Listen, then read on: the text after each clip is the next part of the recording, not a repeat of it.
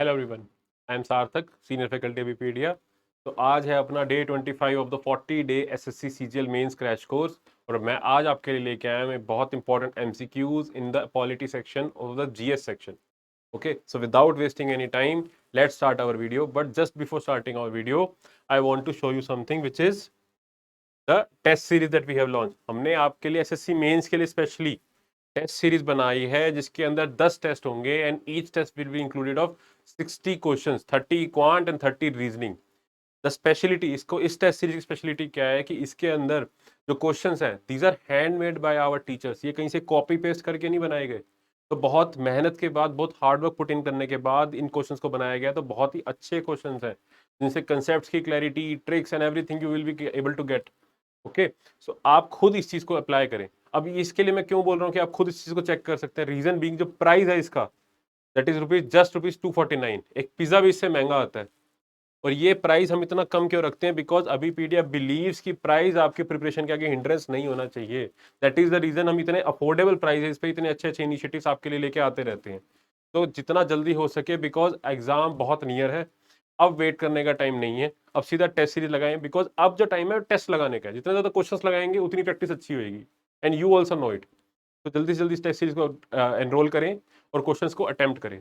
तो and one more thing, we have a WhatsApp group which is absolutely free and the link for this WhatsApp group in the bio। इस WhatsApp group के अंदर आपकी कोई भी query है, exam से रिलेटेड कोई क्वेश्चन है, कुछ भी है, आप वहां पर पुट इन कर सकते हैं। अभी पीडिया विल बी डेफिनेटली, जितना हो सकेगा हम उस क्वेरी को रिजॉल्व करेंगे आपके लिए। Okay, so without wasting any further more time, now let's straight away direct into the video. Okay, फटाफट से प्रोटोकॉल आपको रिवाइज करवा देता हूँ कैसे चलते हैं। हम क्वेश्चंस की फॉर्म में चलते हैं, ठीक है।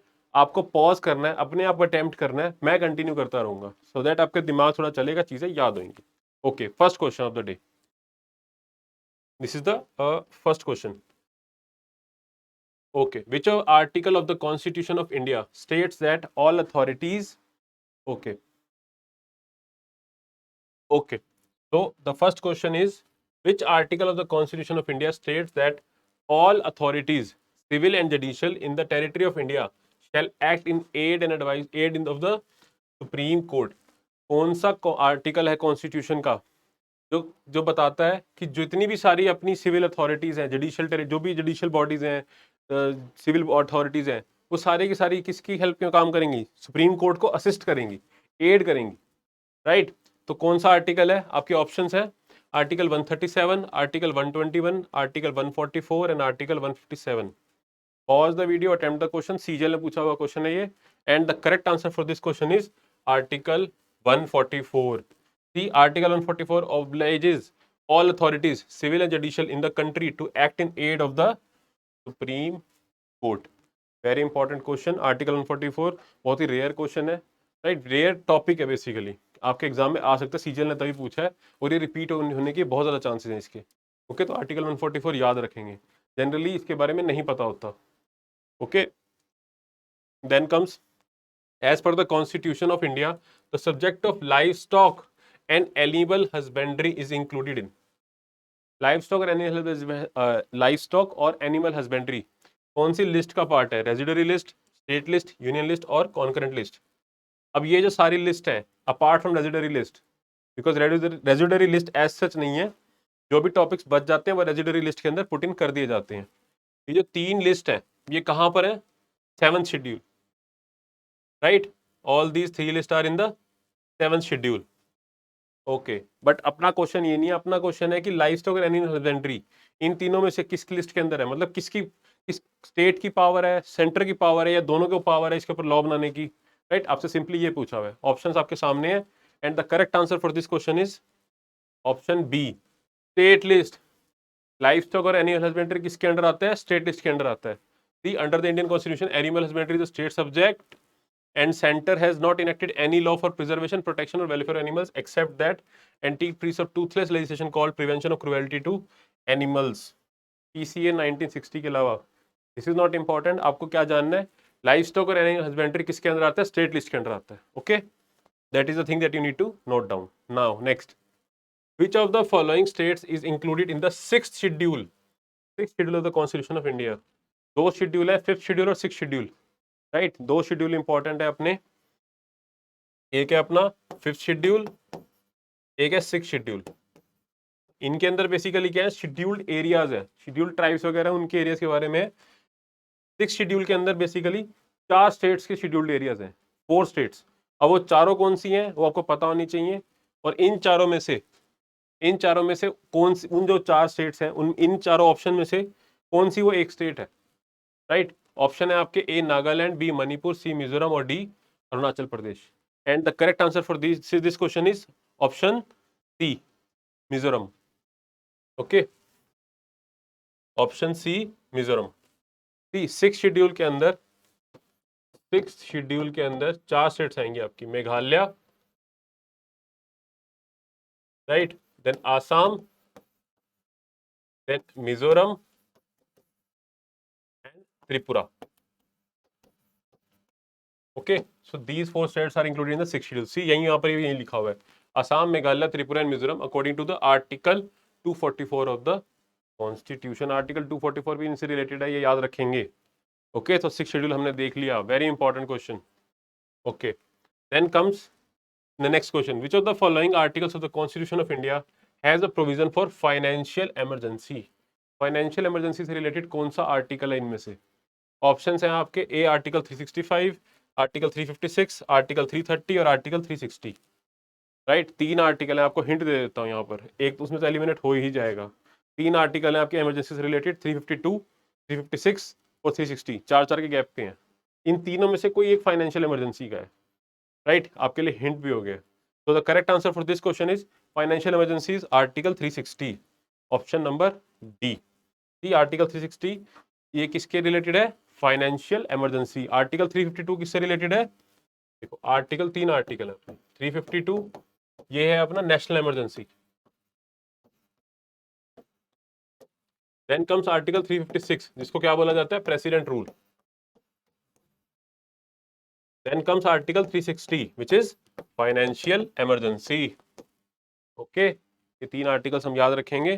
नेक्स्ट, विच अमेंडमेंट एक्ट, इस यहाँ पे आपके ब्लैंक में क्या आपको बताना है, कौन सी अमेंडमेंट एक्ट है 2002 की, which provided for free and compulsory elementary education to all children. एक इंपॉर्टेंट अमेंडमेंट एक्ट हुआ था जिसके थ्रू आर्टिकल 21A को ऐड किया गया था इंडियन कॉन्स्टिट्यूशन, जिससे क्या हुआ था, इसको राइट टू एजुकेशन भी कहा जाता है, which according to which free and compulsory education is to be provided by the state to the children of age group 6 to 14 years. Right, तो कौन सी अमेंडमेंट एक्ट है वो? ऑप्शन है आपके 84th, 85th, 86th और 87th, and the right answer is option number C, 86th amendment act of 2002। Okay, तो sir the correct answer is option number C, 86th amendment act. Okay, age group याद रखेंगे यहाँ पे किस से किस तक है, 6 to 14। दिस इज इंपॉर्टेंट कि 6 से 14 साल तक के बच्चों के लिए फ्री और एलिमेंट्री और कंपलसरी एजुकेशन प्रोवाइड करवाई जाएगी बाय द स्टेट। ओके, सरकार प्रोवाइड करवाएगी। Okay, next, the constitution of India was amended for the first time in which year? पहली जो बार मतलब फर्स्ट अमेंडमेंट एक्ट कौन से ईयर में हुआ था? पहला अमेंडमेंट कौन से ईयर में हुआ था? ऑप्शन है आपके, ए 1951, 1954, 1961 एंड 1960।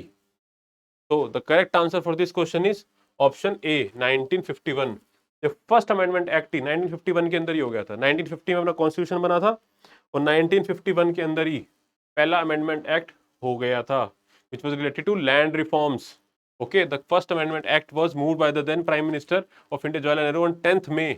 पहले ये डेट भी इंपॉर्टेंट है, 10 May 1951 and enacted by parliament on 18 June 1951। Year याद रहे तब भी बहुत है, 1951 के अंदर हुआ है first amendment act. Next year ही हो गया था कॉन्स्टिट्यूशन इंप्लीमेंट होने के बाद। Okay, next, which part of the constitution is related to the amendments of the constitution? MTS में पूछा हुआ क्वेश्चन है ऑल्दो, बट फिर भी सीजल में पूछा जा सकता है और इंपॉर्टेंट है क्योंकि ये पार्ट इंपॉर्टेंट है।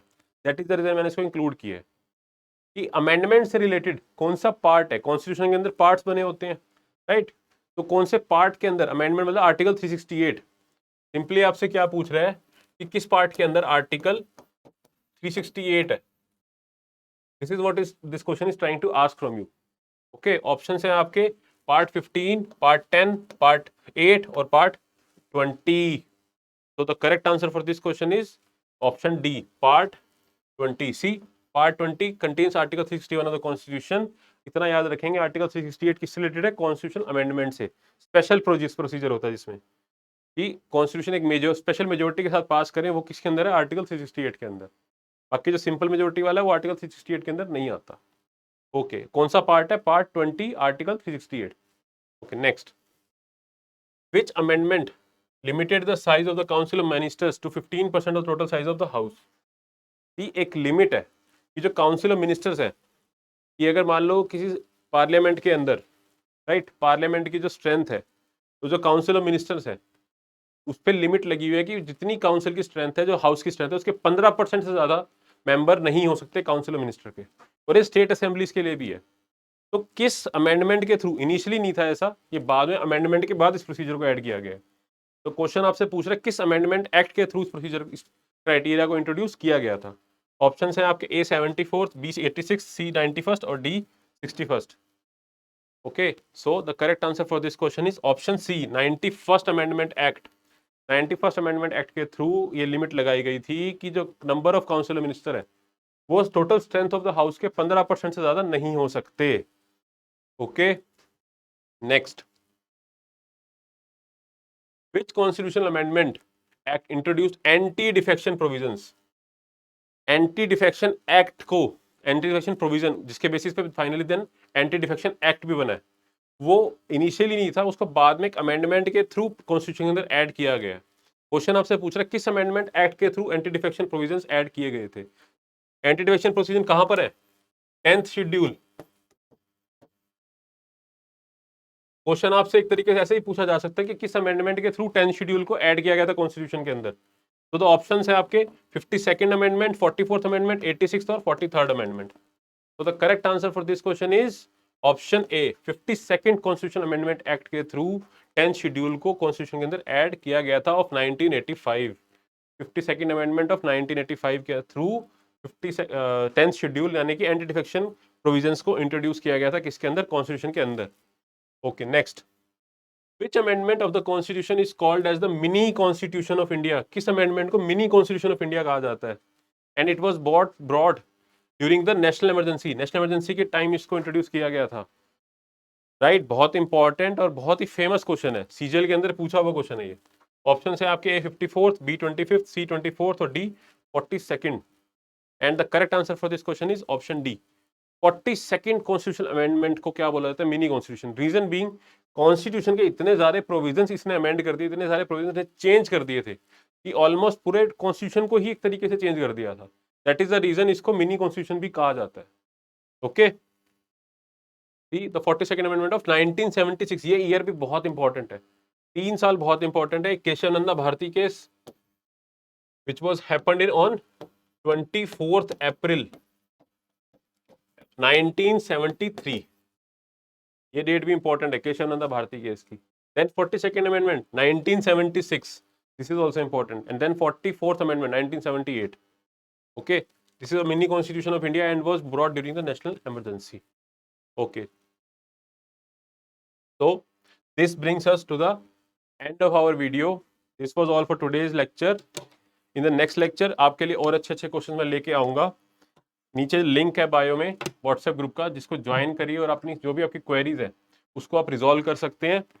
Okay, but before that I also want to tell you about the micro courses. Abipedia has come up with a very good initiative which is micro course, जिसके अंदर लेट्स से कि आपको कोई particular topic prepare करना है, आपका पूरा preparation हो गया, बस आपको कोई पर्टिकुलर टॉपिक वीक है, तो आप सिर्फ उस पर्टिकुलर टॉपिक को बाय कर सकते हैं, उसी के लिए पेमेंट कर सकते हैं और उस टॉपिक को प्रिपेयर कर सकते हैं instead of buying the whole course. Now how to access to up this micro course, I will just show you in a minute. Okay okay, for that just log on to Abipedia website. Abipedia पे log in करिए, then choose exam, see scroll down, SSC CGL exam. Now from here also scroll down, go to microverse. Okay, now here in the micro courses section enter your mobile number. Okay, now when you enter mobile number, अब देखो यहाँ पर आपके सामने option है, late से कि आपको क्वांट के अंदर आपको मिक्सचर एंड एलिगेशन प्रिपेयर करना है, बाकी सब आपको प्रिपेयर हो गया। सो मिक्सचर एंड एलिगेशन जस्ट ₹47 पे करिए और आपका पूरा मिक्सचर एंड एलिगेशन का आपको कोर्स मिल जाएगा। इसके अंदर उसको प्रिपेयर कर सकते हैं। सिर्फ यही नहीं, सारे के सारे टॉपिक, जीएस का भी कोई टॉपिक हो, किसी भी सेक्शन का कोई टॉपिक हो, आपको यहाँ पे अवेलेबल किया जाएगा, राइट। उसको बाय कीजिए, परचेज कीजिए और अपना प्रिपरेशन को एनहेंस कीजिए, सो दैट आपका एग्जाम क्लियर हो। बिकॉज हमारा एक ही एजेंडा है कि अल्टीमेटली आपका एग्जाम क्लियर होना चाहिए, that's it. Okay, so with this I wish you all very good luck, take care, thank you.